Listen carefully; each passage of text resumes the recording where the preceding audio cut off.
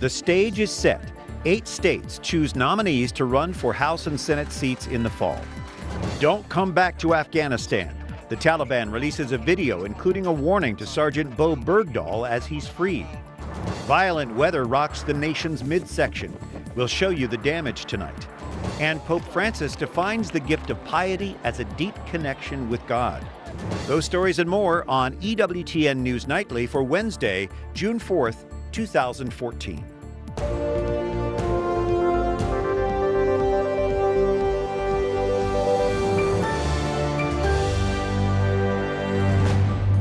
Good evening from Washington. Thanks for joining us. With our EWTN News Nightly team, I'm Brian Patrick. We begin looking at news now. It's called an off-year election since there is no presidential race, but control of the U.S. Senate is at stake. And after 8 states held primaries Tuesday, Mississippi voters may be going back to the polls for a runoff election. Locked in a squeaker of a race, Missouri Senator Thad Cochran and Tea Party-backed challenger Chris McDaniel pointed toward a possible June 24th runoff after battling to a near draw. The Mississippi contest easily overshadowed races in 7 other states, several of which sent GOP establishment-backed candidates into fall campaigns for Senate seats.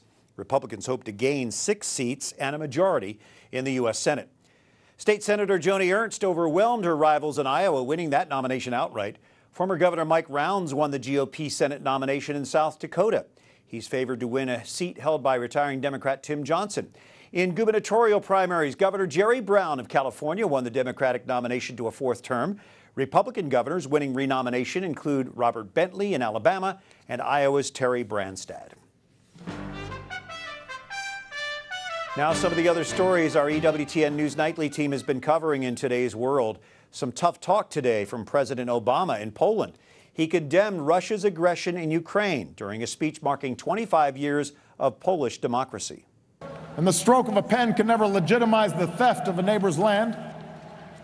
So we will not accept Russia's occupation of Crimea or its violation of Ukraine's sovereignty. Obama announced aid for Ukraine's armed forces, including body armor and night vision goggles. The military continues to suffer casualties in confrontations with pro-Russia militia in eastern Ukraine. The president also offered $5 million in new aid to Ukraine's president-elect. We are getting our first glimpse of the release of Sergeant Bowe Bergdahl. He was freed after 5 years in captivity, traded for 5 Taliban fighters. Our Jason Calvi kicks off that coverage tonight from the Pentagon. Jason? 5 years as a prisoner of war came to a close very quickly in a matter of minutes. The Taliban posted a video of this exchange today, and the Pentagon's been reviewing it, but they say the video looks authentic. Taliban fighters holding machine guns and a white flag. More than a dozen fighters spread over this Afghanistan hill, waiting, watching, guarding this truck. Inside is clean-shaven American Sergeant Bowe Bergdahl. The sergeant listens to his captors. He blinks. This man tells Bergdahl not to return to Afghanistan. He won't make it out alive next time. And then, from the sky, a Black Hawk helicopter lands. Special forces in civilian clothes greet the Taliban. They shake hands. One man gives a brief pat-down to Sergeant Bergdahl. He's wearing traditional Afghan clothing. Bergdahl holds a plastic bag. Then a thumbs up, and the U.S. and Taliban forces wave goodbye. Before the sergeant gets on the helicopter, one final, more thorough pat-down. We're told he broke down and cried on board. He's freed after 5 years in Taliban captivity. The Taliban emailed a longer video, 17 minutes, to the media and posted it online. Sergeant Bergdahl is still in stable condition in a German hospital. Brian? All right, Jason Calvi at the Pentagon tonight. Now we are hearing from a U.S. soldier who served in Afghanistan with Bergdahl. He is hoping for a military trial on charges of desertion, but U.S. officials are warning people don't jump to conclusions. I don't consider him to be a traitor because I have no evidence. I haven't seen any evidence to indicate that he actually planned to defect. All we know is that he deserted, and that's it. It's not in the interest of anyone, and certainly I think a bit unfair to Sergeant Bergdahl's family and to him to presume anything We don't do that in the United States. The chairman of the Joint Chiefs of Staff did say the Army could launch an investigation into the allegation of desertion. And today there's new video being released after the publicity surrounding Sergeant Bergdahl. And I would ask that my family and my government do everything that they can to bring my husband, child, and I to safety and freedom. A pregnant Caitlin Coleman and her husband Joshua Boyle lost touch with their families in late 2012 while traveling in Afghanistan. Two videos, including this one, were emailed to Coleman's father last year by an Afghan man claiming to have ties to the Taliban. The families are now releasing the videos in light of the Sergeant Bowe Bergdahl swap. They say they're disappointed their children and grandchild were not freed as part of this deal. Syrians are reacting a day after they voted in a presidential election that is expected to hand President Bashar Assad another 7-year term. The elections were good and democratic. The Syrian people performed these constitutional elections in a very democratic way. And we showed the entire world that we are not beholden to the West. A delegation led by allies of President Assad has praised the elections, saying they paved the way for stability and national agreement. But U.S. Secretary of State John Kerry is sharply criticizing the vote. He called the elections a great big zero. Kerry made the comments from Lebanon, where he's on a one-day visit. Syria is in the midst of a 3-year civil war. Activists say more than 160,000 people have died in this conflict. The U.S. and its allies back the revolt against Assad, who has the support of Russia and Iran. Monsoons are dumping heavy rain on Sri Lanka, causing massive flooding there. At least 22 people have died. Emergency aid is being flown into the flood victims. About 2,500 people were forced to flee their homes and are now staying in temporary camps. We're seeing our own share of severe weather in the American Midwest. Baseball-sized hail pounded homes and cars in Nebraska yesterday. This video was taken by home security cameras. Powerful thunderstorms have been moving through Midwestern states, causing severe flooding and even tornadoes. Winds of up to 85 miles per hour were recorded in Nebraska. Well, on a sunny Wednesday in Rome, Pope Francis greeted enthusiastic crowds during his weekly audience. Pilgrims and tourists filled St. Peter's Square this morning, eager to see the Holy Father. Pope Francis rode through the crowd in his Pope-mobile and was greeted by cheers and waves. He continued his teaching on the 7 gifts of the Holy Spirit, focusing this week on the gift of piety as a deep connection with God. Many in the crowd wore hats or held umbrellas for protection from that hot June sun. An Indian Jesuit priest who was kidnapped this week in Afghanistan has been found and is safe tonight.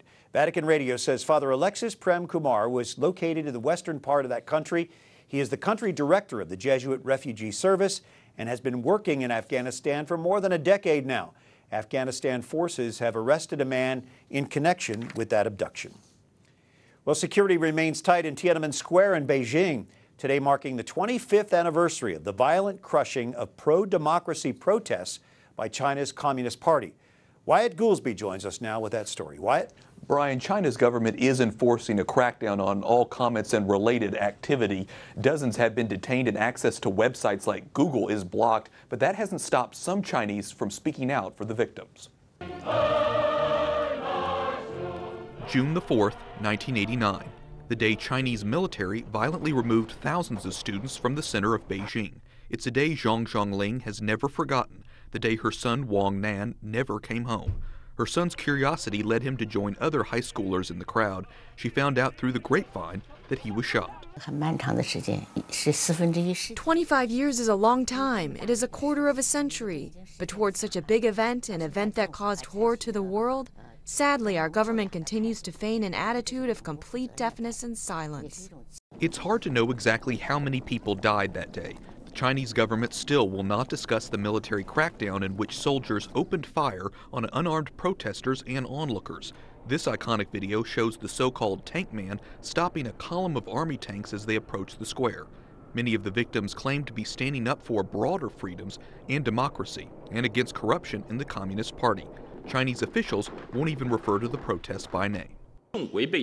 Regarding the political incident which happened in the late 1980s, as well as all the issues related to it, the Chinese government reached a conclusion a long time ago.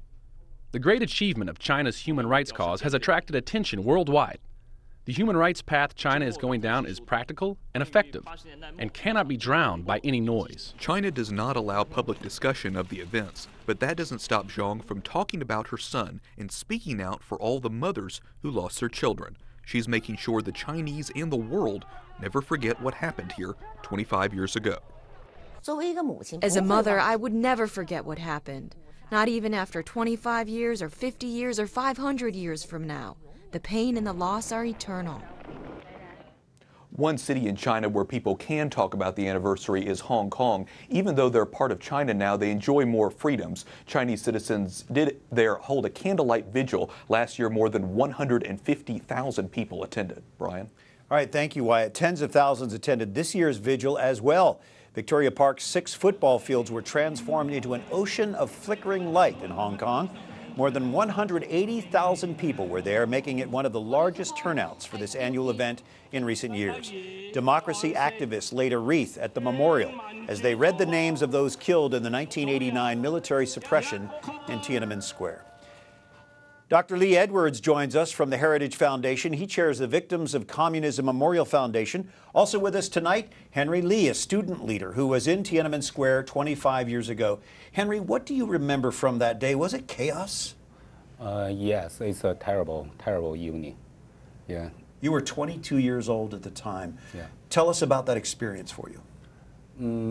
I think in the evening of June 3rd, I heard something happened in the afternoon, and my classmates just told me, so something may happen in the evening. So then they call us, try to arrive the Tiananmen Square, and then I went there. I remember I arrived there. It's before the sunset, and I just it's very messed up. Did you fear for your life? Oh yeah, of course. Did you see people who were hit? In that time, in the afternoon, I didn't see, but from the evening close to midnight, somebody has been carried back to the Tiananmen Square. It must have been horrible. Yeah. Dr. Edwards, 25 years after Tiananmen Square, is there any more democracy for the people of China? Not really, no. It still is a totalitarian state. No more, indeed, religion that you can practice, no independent judiciary, no free press. They monitor whatever they possibly can. So that although there has been some economic liberalization, China under the communists is still a totalitarian regime. We rely a lot on the economy of China for our own economy. In fact, our government seems quite cozy with China. Is that good or bad for America? Well, I think what it needs to be asked is whether it's good for the people of China and what this means for anyone around the country and around the world who want freedom. And why shouldn't the people of China be free and independent? It seems to me that is something that we have to put forward in all of our discussions and not be caught up only in thinking about economic relations. I think what happens is that the Chinese people in Tiananmen Square demonstrated they're not interested just in rice, but in rights, in human rights, in human liberties. And that's what they want, and that's what they should have. Henry, you've spent now 14 years here in the United States. Having experienced this oppression in China, what does it mean to you to be in America? Stay here. The most important thing for me is freedom. Yeah, I can speak free, and I can do whatever. If it's not a criminal, so you can do whatever you want to do. You can free speech. You can host your organization, and you can publish your book, whatever. Things that we take for granted often. Exactly. And Dr. Edwards, what about this one-child policy where parents are forced to abort, and the fact that the church can't function openly in China? Is there any progress on that? Well, what happens is that the Chinese communist regime looks upon every demonstration, and they think of a religious service as being as a demonstration, as being a threat to their political power. And that's why they're so against having people practice their faith, whether they're Catholic, whether they're Protestant, whether they're Buddhist, whether they're Tibetan, whether they're Uyghurs. And so this is so terribly important, and it's really that we realize what's going on, we realize the rights which are being denied, and we have to speak up for those rights and to help the people inside China to know that we're with them, that they're not alone, they're not isolated. Well, I'm grateful we got to talk about it with you, Dr. Lee Edwards, and Henry. Thank you for joining us tonight. Thank you for having me. Thank you. Coming up, a group of Italian athletes on pilgrimage joins the crowd for the Pope's Wednesday audience. And Ben-Hur Revisited. Actress and film producer Roma Downey discusses the remake of this classic movie.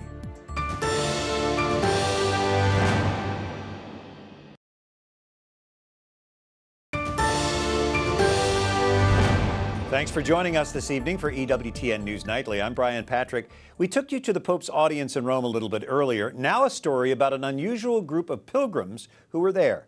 Athletes taking part in a special pilgrimage came to Rome this morning. They'll be praying on their way to Loreto, Italy, a famous Marian shrine, and they'll also be taking with them the Holy Father's prayers and blessing. It is the 36th year of the Marian pilgrimage, and more than 50,000 people will participate this Sunday.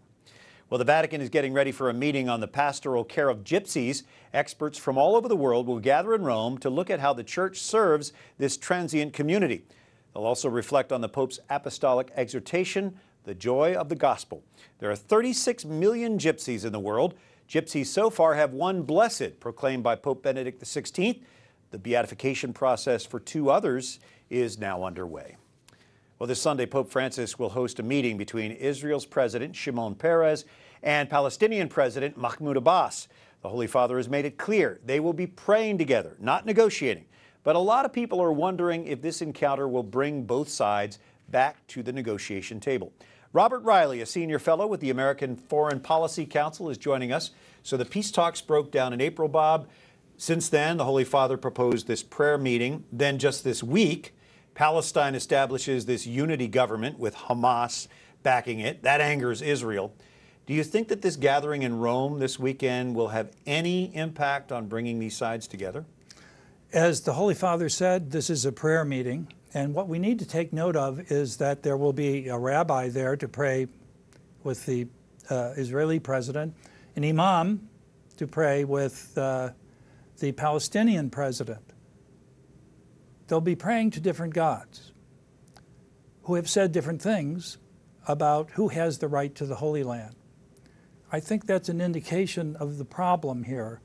And as long as the discourse is kept at the religious level, I think there's really no hope for its resolution.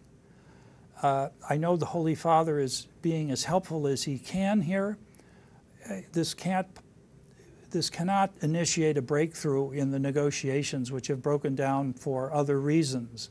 Is it a religious dispute or a political dispute? Well, here's the point. It's both. Yeah. But so long as the discourse remains primarily religious, I don't think there can be a solution to it. In the 5th surah of the Quran, it acknowledges that Allah gave the Jews the Holy Land. The Jews then changed Allah's words, and he cursed them forever. And as a result of which, it is generally understood in the Muslim world, they lost the Holy Land. So what are the Jews doing back in the Holy Land? Exercising sovereignty, and indeed sovereignty even over some Muslims who live in Israel. At the level of their revelation, Muslims find this to be unacceptable. I'm not saying that there can't be some new interpretation of Surah 5, but that's sort of the precondition of what needs to take place. I serve on the board of the Middle East Media Research Institute, which translates Arab and Palestinian television and press.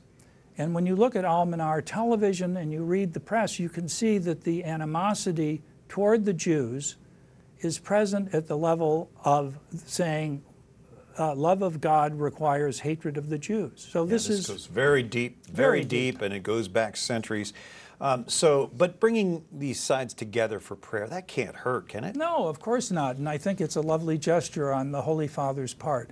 I just don't think we should anticipate that it by itself can provide a breakthrough in these negotiations, which, by the way, may continue in Rome at a later date. Yeah, and Holy Father is not saying this is negotiation. He's saying it's prayer. Robert Reilly, the American Foreign Policy Council, thanks for being with us tonight. Thank you. Well, an old classic will be hitting the big screen again. Actress and producer Roma Downey is adapting the Ben-Hur movie to a new generation. when we solidified the deal that we were going to be involved in producing Ben-Hur. We come home and my teenage daughter said, "Ben who?" I said, "My point exactly." Downey and her husband, producer Mark Burnett, recently scored record-breaking ratings with their miniseries The Bible and the film version Son of God. You can see the encore of Raymond Arroyo's interview with Roma Downey and Mark Burnett on The World Over with Raymond Arroyo tomorrow at 8 Eastern, right here on EWTN. Up next, remembering D-Day. Some of the most powerful world leaders are set to converge on the coast of France.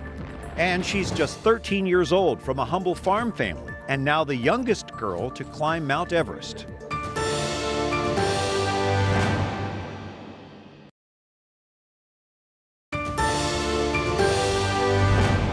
On Wednesday, the 4th of June, this is EWTN News Nightly. Good evening, I'm Brian Patrick. Thank you for joining us. D-Day veterans, visitors, and locals are looking forward to the royal couple visiting a French village on Friday. The small village of Arromanches in northwestern France is preparing for the international ceremonies marking the 70th anniversary of D-Day, the Normandy invasion. That's this Friday. 90-year-old Leonard Cox from London was only 20 years old when he landed in Normandy, June the 6th, 1944. And he has some war stories to share with the royals. And it would be nice to see Prince William and tell him about that one. I know he's going to be up at they've got a tea room for the veterans up here, and they'll both be there, so I hope to be able to have a little word with him. I think it's good. No, I'm a royalist, so I like to see him there.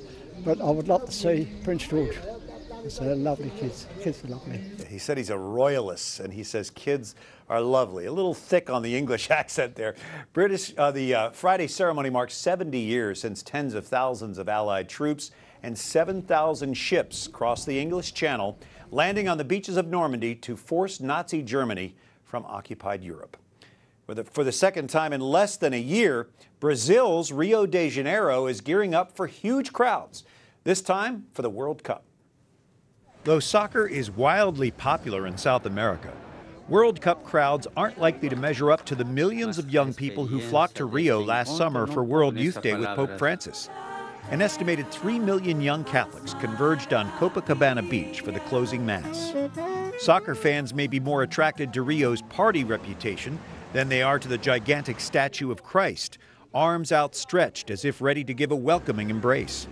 Soccer fans shouldn't let their guards down. They make good targets for pickpockets. Well, I think the first thing to warn people is that they're going to a large city, so don't walk around with anything too flashy that's valuable. Jewelry, large cameras, watches. Don't flash your iPhone around too much, especially in dodgy areas. You don't want to attract that kind of attention. Maracanã Stadium has been practically torn down and rebuilt for the World Cup competition. Outdoor events featuring big screens on selected beachfront areas are another option for catching the games, but fans should expect to pay an entrance fee. The city of Rio de Janeiro, Brazil's most popular tourist destination, will host 7 World Cup games, including the finals. And of course, Pope Francis is a big soccer fan. Maybe he'll make a surprise appearance. Oh, I doubt it. The 13-year-old daughter of poor Indian farmers has become the youngest girl to climb Mount Everest. Malavath Purna says she and a team of climbing guides reached the summit on May 25th from the northern side in Tibet. Purna flashed the V sign for victory and was all smiles meeting with reporters in New Delhi this week. She says she faced extreme cold, personal fear, and even dead bodies on her journey up the world's tallest mountain. But reaching the peak of Everest made it all worthwhile. When I reached the top of Everest, very good experience. I feel great and proud, and I shed joyful tears. I shed joyful tears. How beautiful. A charity agency sponsored Purna's expedition as part of its program to encourage underprivileged students. A 13-year-old boy had previously made the climb, but she is the first 13-year-old girl to do that. What an incredible feat. Well, thank you so much for joining us tonight and every weeknight here on EWTN. Of course, we're on 5 nights a week. Until tomorrow, you can like us on Facebook and follow us on Twitter. You can catch us anytime you like on EWTN's YouTube page to watch the news all over again. For all of us here at EWTN News Nightly, I'm Brian Patrick. Good night and God bless you.